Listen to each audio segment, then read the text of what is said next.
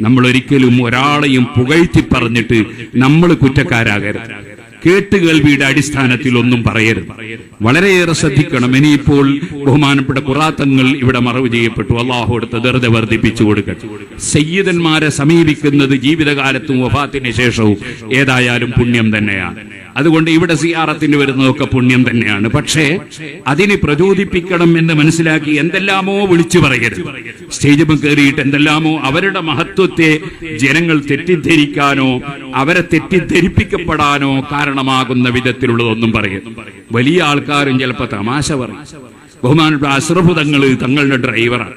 മിഞ്ഞാന്ന് ഞാനവിടെ വീട്ടിൽ ചെന്നപ്പോൾ എന്നോട് പറഞ്ഞു, തലേ ദിവസം ഞങ്ങളിങ്ങനെ കാറിൽ വരുമ്പോ തങ്ങൾ പറഞ്ഞു, എങ്ങളും ഞാനും കുറുക്കനും മാത്രമേ റോട്ടുമ്മലുള്ളൂ എന്ന് പറഞ്ഞു.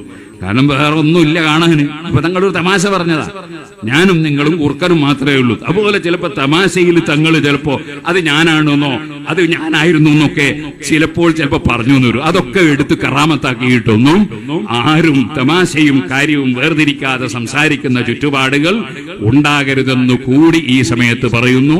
സുന്നത്ത് ജമാഅത്ത് ഖിയാമത്ത് നാൾ വരെ ഇവിടെ നിലനിൽക്കണം. അതിന് കാവൽക്കാരായ പണ്ഡിതന്മാര് പഠിപ്പിച്ചു തരുന്ന നയങ്ങളും അവര് പഠിപ്പിക്കുന്ന ആശയങ്ങളും മുറുകെ പിടിക്കണം.